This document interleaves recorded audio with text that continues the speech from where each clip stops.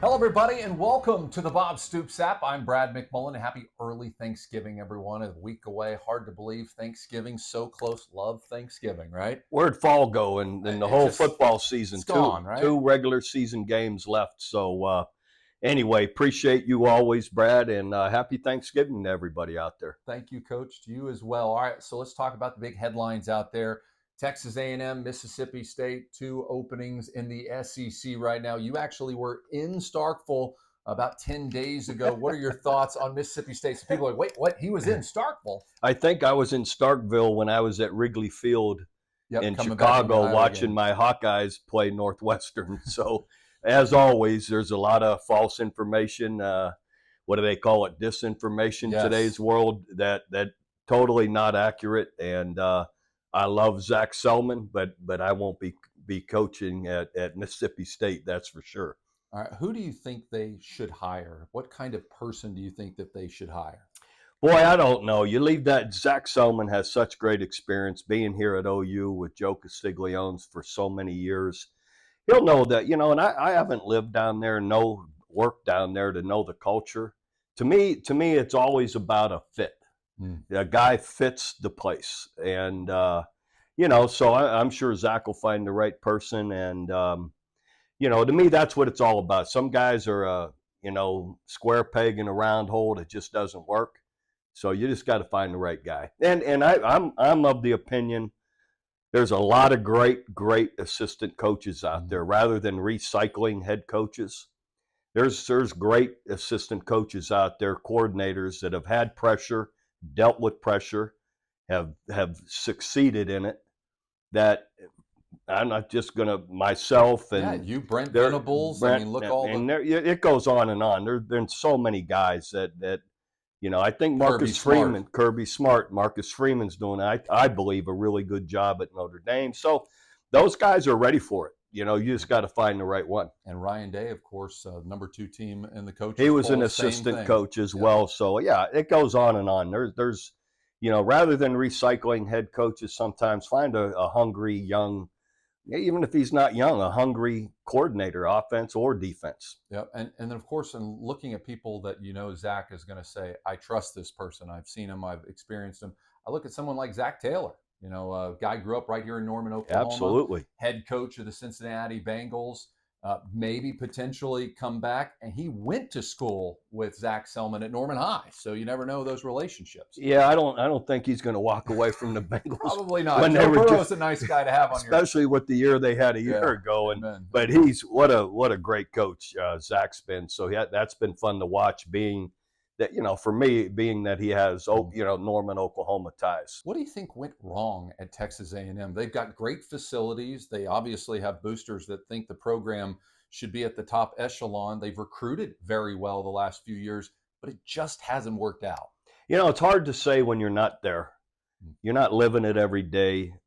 Why? I mean, but and you think this has been decades. When the last time they won a Big 12 championship was the year before I got here, so that would have been 98 when Texas A&M beat an undefeated Kansas State team for the which would have played for the national title. That's right, and that was R.C. Slocum, who's a great guy, and that's a long time ago, and they haven't been able to win a championship and of any kind. And anyway, it's hard to say when you're not there living it, why they haven't been able to, but they haven't in a long time. All right, Michigan Wolverines doing really well with your former player, Sharon Moore. What an unbelievable job he has done as an interim coach. He'll actually finish out the next few games here for the Michigan Wolverines, including that key one against Ohio State, as Harbaugh has now accepted the 3-game suspension from the Big Ten. Yeah, Sharon Moore played for us here at OU. I still keep up with them and keep contact with him here and there. Proud of him. He has been able to take over and be a great leader and interim head coach, or whatever you call it, replacement head coach for a few weeks. Good for him. It's great experience for him, and maybe he'll be a guy that somebody will take a look at to be a head coach. They should. Hard to say what's going to happen there. Harbaugh, obviously, they must have had enough evidence that he stepped down and accepted the punishment. And I see today they terminated or suspended. I want to say terminated a linebacker coach. I can't tell you his name. And another guy's going to step in. So that has to do with it. I would guess at this point in the year, he must have something to do with it. And so anyway, they've got a lot going on, but they've got a really strong team and still a lot of really good coaches around that team. And I think still they're going to be very hard to beat. Yeah, they got a really, really good football team. Excited to watch that Ohio State game in a couple of weeks. All right, another big national headline. The guy leading the nation in receptions and touchdowns the last 2 weeks, this guy's son. He's also the number one receiver in touchdowns and receptions for the entire season in the Big 12. How does that feel, Dad? I'm just happy for Drake because I know how hard he's worked, the commitment, the dedication, always put into this. And I'm just happy to see it coming to fruition for him, that he's experiencing this kind of success, and that's what he's worked hard for. And so just happy for him personally. I've done my deal. I don't need any. I don't have to live off my son. I think we're all this way. You want the very best for your children, the experiences and positive experiences, and that's all that matters to me, is that he's living his dream. And and I know as a former player, there's nothing like the growth. You were a player, to be on the field, to fight, to struggle, to succeed. That grows you as a person, as a man. And to me, that's what it's all about. To me, that's the what I'm most excited about, is I know the experience he's having. He's up for a national award. We've talked about that. He's likely going to be first team All Big 12, could potentially be an All American. Did you see this when he started his journey? Sure. I love that. He's Yes. a talented guy. He not that he's small at all, but not the biggest guy, but still he has a lot of the traits, the quickness, the hands, the toughness, the work ethic, all of it. And we've seen these guys through the years. I mean, the Wes Welkers, the Danny Amendolas, the guy Julian Edelman, and on and on and on, and whatever. So and I'll say this: he's gone a couple of years in a row to work with Danny Amendola in the off season in the spring. It's working. Danny's taken him under his wing and worked with them for 3 days, and both years, just working on certain things he can improve at, and same type of player, and it's really helped him, So along with the great coaching at OU, believe me, Emmett Jones and all the guys there, they do an awesome job, and Jeff Levy, Brent Venables. So anyway, I'm just happy it's how all the hard work is paying off for him. Amen. And his Oklahoma Sooners are going to be traveling to Utah, playing at BYU. It's an early game on the West Coast time, 10 a.m., 11 a.m. Central here. Thoughts on OU playing BYU, the only team, believe it or not, the only team we have not beaten that we've played more than once. Yeah, it's. I think it's an advantage that we'll be on an 11 a.m. schedule, in that and we've done that a couple of times, like every week, and they'll be on a 10 a.m. schedule, so a little bit probably more disruptive to them. But they're traditionally a very mature, experienced team. I know when we played them in 2009, the first game of the year, the very first game to ever play in the AT&T stadium. They beat us, but they're always a more experienced, mature team with how the way their missions and missions that they go on and things like that. And for whatever reason, I haven't watched them a lot this year. They haven't had the best of years this year, but bottom line is we're on a mission here the next 2 weeks to play our very best and give ourselves a chance for the Big 12 championship. So let it all, lay it all on the line, make sure we play our very, very best, do the things that we have to do, play a clean game, meaning take care of the ball, minimal penalties, be great on third down efficiencies, and a clean game, you've got a chance to have a big game and win. And one thing you can expect, you're going to get the absolute best team out of BYU when they're playing Oklahoma. You've seen this, you talk about this all the time. When we show up, we will get their best because of the name across that jersey.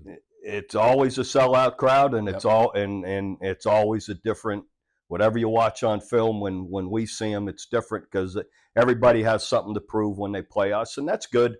And in my opinion, though, that's why we always have to face that challenge, and you should embrace that. And you talked about it. The key here, turnovers. You know, if you look at the 8 games that Oklahoma has won, they had a total of 6 turnovers and only 3 points scored on those 6 turnovers. The 2 losses, though, Yeah, 6 turnovers in those 2 games, 23 points.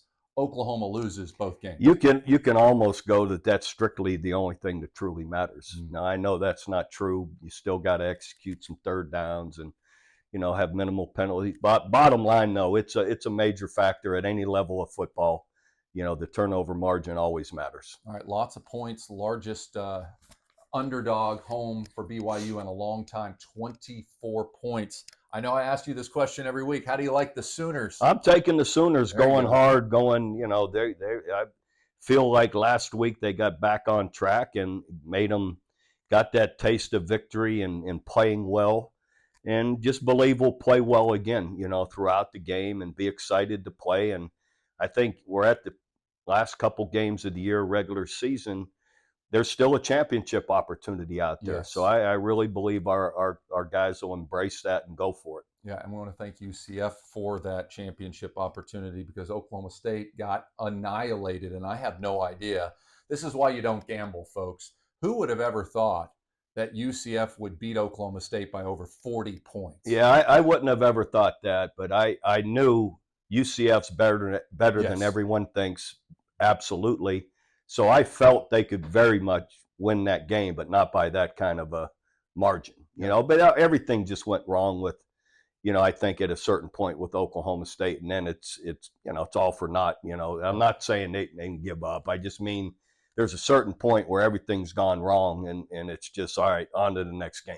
Yep. All right. Speaking of Oklahoma State, going on to that next game, they're going to be playing at Houston. Houston 4-6 on the year. Oklahoma State favored by a touchdown on the road. Yeah, that's interesting. I thought Oklahoma State would have been favored more. It seems like Houston has struggled. I mean, they have the one win on the Hail Mary at West Virginia. So, I still think Oklahoma State's a really strong program, and but we need them to lose for OU. So I'm going to take Houston to win by 3. How's that? There you go. I like that. Come on, Houston. All right, another team we wouldn't mind seeing lose for the Sooners in the Big 12 championship game, the Texas Longhorns. 9-1 on the year. They're favored by 8 points, traveling to Ames, Iowa, to take on Iowa State, who, guess what, guys? They're 6-4. At the beginning of that year, it did not look very good. And after they got shellacked here in Norman, you're like, this team may not find a win. Look at them now. I agree. I think Rocco Beck, the quarterback, is a young redshirt freshman, has gotten better and better and better. And that matters, experience, time on the field. I really think definitely Iowa State's got a real chance here. Playing up there is different. They beat them there. I don't know this for sure, but Iowa State's won a bunch of big games. They've beaten Oklahoma State up there, OU up there. Yep. So I'm gonna take Iowa State to do what we need them to do and beat Texas. Cyclone warning right there. All right, moving on to the other games. Number 1, Georgia at number 18, Tennessee. And this is a Tennessee team that I don't know. There was a lot of hype for them coming into this year, a lot of expectations off of the momentum from the previous year. They're 7-3. They have not looked very good this year. No, and they just got beat up by Missouri. And it was at Missouri, though, Yes. right? And it seems like away from home, they've really struggled. I don't know if seems like it is. And at home, they've been a little bit different, but I don't see them keeping up with Georgia the way they've struggled here as of late. And I never would have thought this preseason. Georgia's favored by 10 points at Tennessee, and I think that's a good line. I think Georgia's going to do really, really well. All right, Utah at Arizona. Arizona, another surprise team, left for dead at the beginning of the year when they lost to Mississippi State. They're already bowl eligible, 7-3 on the year, taking on Utah 7-3, and Arizona is favored by 1 point over the defending Pac-12 champion. Has Utah. To be in Arizona, it then, is, right? Yes. I'm taking Arizona. They got something going, In my opinion, they've been starved for so long. They're hungrier. They want it more. They got something to prove, and to me, all of that matters. I think they're going to continue to show everybody now that they're a real team, and they've really built something. Jed Fish, I know pretty well. Good guy, has Florida ties, is where I've got to know him with Coach Spurrier. So good for them, good for him, and I see them continuing this. So again, I think that they got a chip on their shoulder and they've got something to prove. Yeah, Desert Swarm going to be interesting there. And again, it goes back to those turnover battles for both Iowa State and Arizona. They've been on the plus side of those the last 5 weeks. If they keep that up, they can keep winning. All right, North Carolina 8-2, kind of the unpopular 8-2 team. A lot of people have question marks on them traveling to Clemson. Clemson 6-4, hasn't had the best year, but the last few weeks, this is the Tiger team I think most people expected to see in the ACC. Very prideful program. The fact that it's at home, they're going to have something to prove too. Even though they've had a down year, they're going to play an 8-2 team. That's, just to me, I don't know how to. A little bit I've seen in North Carolina, they've been a little up and down for 8-2, had some tight games. So I like Clemson in this. I just think Dabo has a certain culture. They have a lot of pride in that program. They haven't had the year they want, but they're not going to let somebody walk in there and beat them at home. That'd be my opinion. And going back a few weeks ago, you said it's going to go one of two ways, and they had a battle cry there against Notre Dame, and they have been on fire since. I love Clemson at home in this game. All right, a game you're familiar with. You coached in it. Kansas State, Kansas. Kansas State favored by 10 points at KU. Now this is crazy. In the last 30 years, I heard KU has only won 4 games.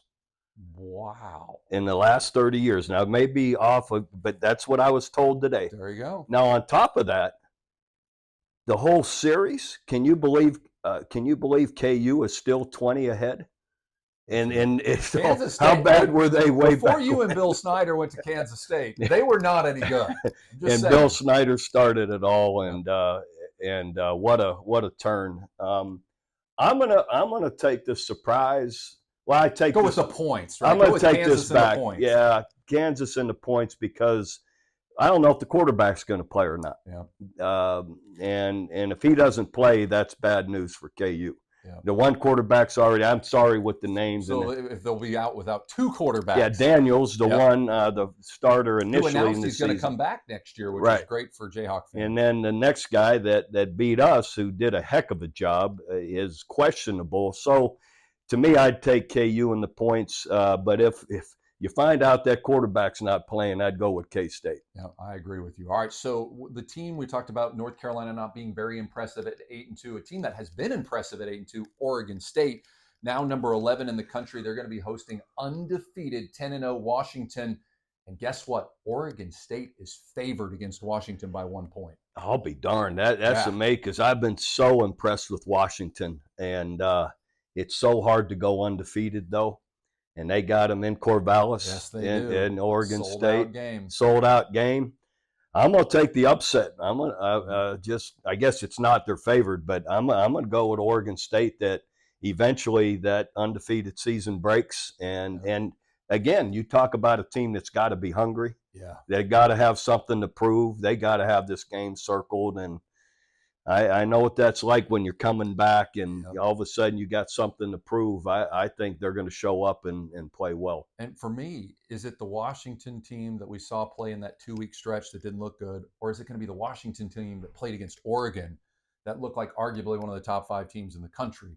That's the give or take for me in that game. But here's the thing. If Oregon State does what you think they'll do and what Vegas thinks they'll do, guess what? It sets up that Civil War. Oh, man. Oregon versus Oregon State for a chance to go to the Pac-12 championship game. Good for them, Oregon State. That's awesome. I love it. Great rebuilding job right there. All right, UCLA at USC. Lincoln Riley, 7-4 on the year. He finds himself as a favorite by a touchdown against Chip Kelly and the Bruins. I see USC winning this game, but I think it'll be closer than 7 points. All their games have been. Seems like everything has come down to the wire. Yeah. I'm sure Chip and UCLA have really studied, these guys, and they've, USC's given up points from everyone. So That's how I'd take it, Yeah. USC, but by a tighter game than 7. Yeah, I just something's not right there with the Trojans this year. They just have not been able to put it together. You look at the talent though on NFL draft board, like these two teams are polar opposites. There's so much more talent on the Trojans, but not always the most talented team wins and wins by a lot of points. I agree with you. I think this is going to be a close football game in Yeah. the fourth quarter. But I just think Caleb Williams makes so many plays late in It's games or in the amazing. fourth quarter to win.